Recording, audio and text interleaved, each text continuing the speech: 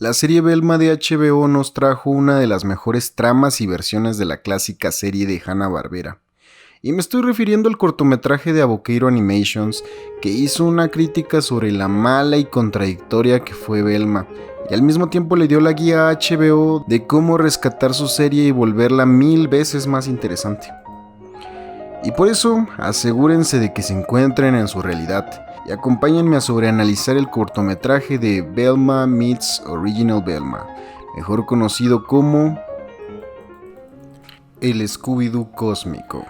Contextualizando, este es un cortometraje situado en el universo de la nueva serie de Velma de HBO, en el cual Norville, el nombre de pila de Shaggy, les presenta a la pandilla al prospecto de nuevo integrante de la familia, un gran danés manchado con una distintiva que tiene las siglas SD, lo cual provoca que Velma, antes de terminar su sobreexplotado chiste de mal gusto, comience a tener flashbacks de lo que pareciera sus vidas pasadas, para después comenzar a tener conflictos de perspectiva sobre todo su entorno.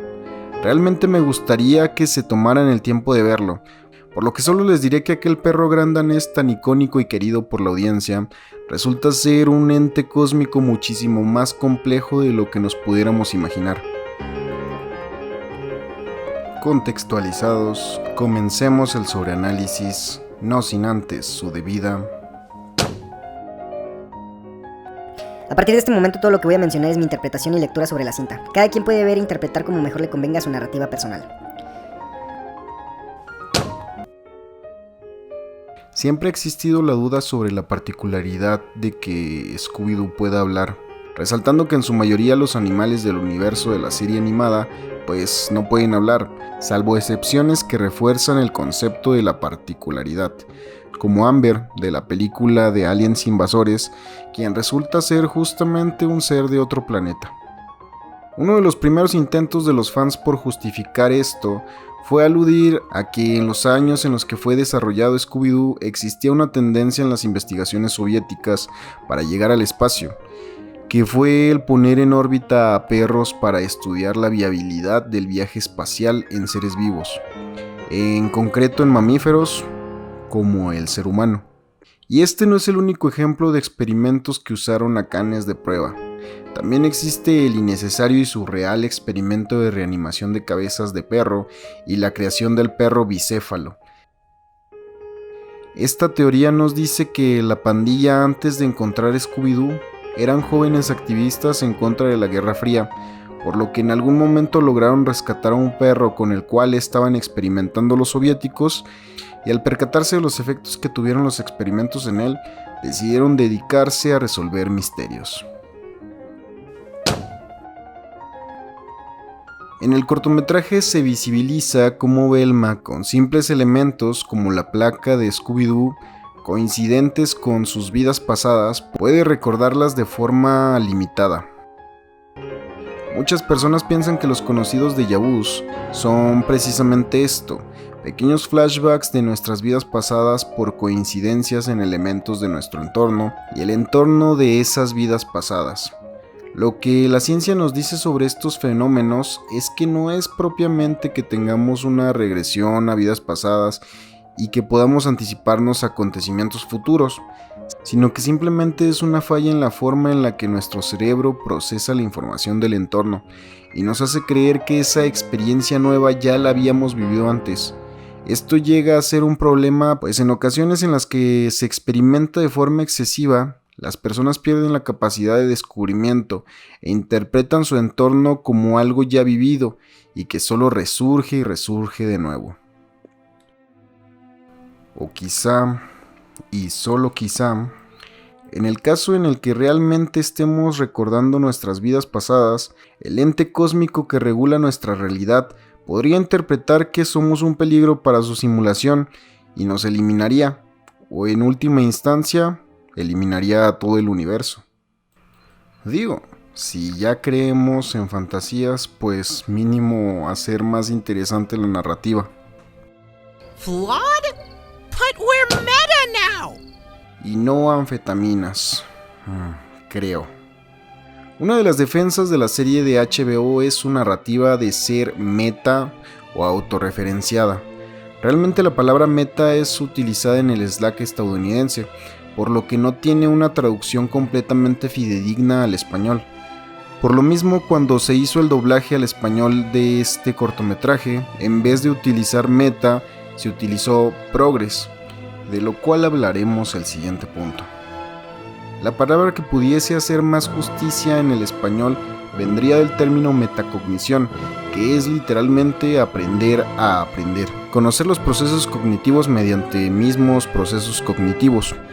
En este entendido, ser meta en el contexto de la serie sería básicamente utilizar los elementos de la animación como producto en sí mismo, como aquellas animaciones en las que los dibujantes tienen batallas con sus dibujos, o historias en las que el narrador activamente participa en la trama, o puntualizando en el universo de Velma, los elementos de la estructura de Scooby-Doo como contenido en sí mismo, elementos que justamente utilizó el cortometraje para explicar por qué existen tantas versiones de Scooby-Doo, aspecto que debido a reboots y reciclaje de historias y personajes se ha tenido que poner en la mesa para irónicamente crear contenido nuevo, y si no me creen, pregúntenle a Marvel y el Spider-Verse.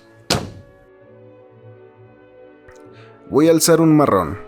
Personalmente me considero progre, pero no en el sentido tergiversado que se inventan las personas que le tienen miedo o son ignorantes a cambios estructurales reales. La clásica gente que dice, así son las cosas y así han sido siempre.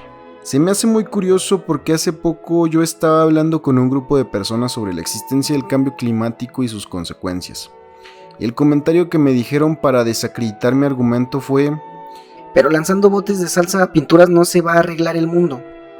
Y yo respondí que, pues, realmente yo nunca he lanzado botes de salsa de tomate a ninguna pintura. Pero entendí por qué me lo decía. Es más fácil caer en la falacia de encasillar a todos en el sesgo de unos cuantos mientras convenga a mi argumento. Y esto ocurre con el término progre.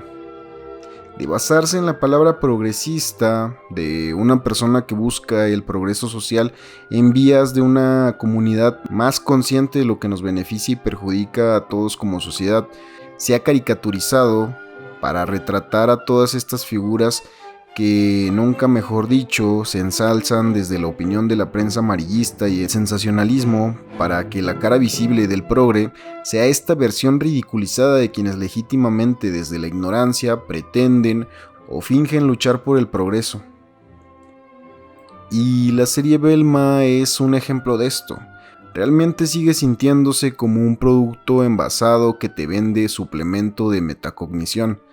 No te preocupes, no necesitas reflexionar sobre los problemas sistemáticos. Aquí te los explicamos con dibujitos y sobresimplificados.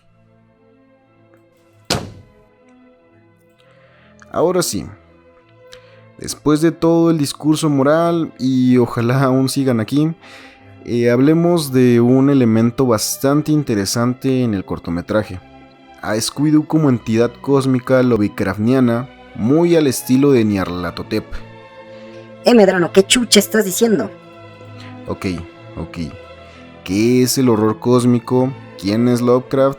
¿Y qué es esa huevada de Nyarlathotep?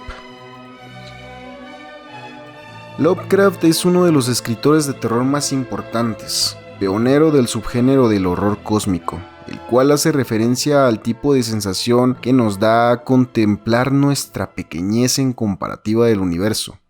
¿Quieres un ejemplo? Cierra tus ojos. Imagina estar nadando en el océano más profundo, en el cual habitan animales y bestias del tamaño de rascacielos. Todos tienen la capacidad de nadar mucho más rápido que tú, por lo que si quisieran comerte, no tendrías la más mínima oportunidad de huir. Ahora, multiplica esa sensación de insignificancia y vulnerabilidad por millones. Pues no hablamos de un océano, hablamos de todo el multiverso. Y no hablamos de animales ni bestias. Hablamos de entidades cósmicas del tamaño de galaxias. Entonces, no solo tú estás vulnerable, sino todo lo que conoces. Pero también el mismo Lovecraft nos dice algo que en cierta forma nos reconforta. Que si existieran este tipo de entidades cósmicas, nuestra existencia sería tan insignificante e irrelevante que nos ignorarían, así como nosotros ignoramos a los millones de microorganismos que habitan en la mancha del techo de tu casa. A excepción de Nyarlathotep. Ah, por cierto, ya pueden abrir los ojos. Nyarlathotep es una entidad obsesionada con el ser humano, no porque le parezcamos ejemplares o magníficos, sino que nuestros sistemas tan caóticos le resultan entretenidos, por lo que utiliza avatares en nuestra realidad y nuestra sociedad para su disfrute. Interesante la relación con lo que nos muestran del Scooby-Doo cósmico. Una de mis frases finales de cada video es recordarte siempre leer entre líneas. No por ser una serie horrible o un cortometraje de 5 minutos no va a tener sustancia para el análisis. Sinceramente yo quería que le fuera bien a Velma, y me encantaba la idea de llevar a un público adulto el universo de Scooby-Doo, porque no es la primera vez que se ha intentado. James Gunn en la década de los 2000 lo intentó. Los mismos William Hanna y Joseph Barbera tuvieron como concepción una serie de misterio adulta con batallas sangrientas y fenómenos aterradores. Y es decepcionante que se haya perdido esa oportunidad, con un producto que se enfocó más en forzar, sí, el mensaje correcto, pero de todas las maneras erróneas. Parece ser que la segunda temporada ya está en producción. Espero que con ejemplos como el de Aboqueiro Animations o incluso cómics del mismo Warner como Scooby-Doo Apocalipsis se redireccione de forma correcta y el asunto de la hipermoralidad hasta el punto del ridículo se la dejen a los mamadores como uno. Si el videoensayo te gustó, te invito a seguir mi proyecto. Apóyame con un like y un lindo comentario. También visita el canal de Letras Dantescas, donde tengo audiolecturas y un podcast con mi amigo Silas, en donde sobreanalizamos temas de ciencia ficción y terror. Yo fui Medrano y recuerda siempre leer entre líneas. Hasta la próxima.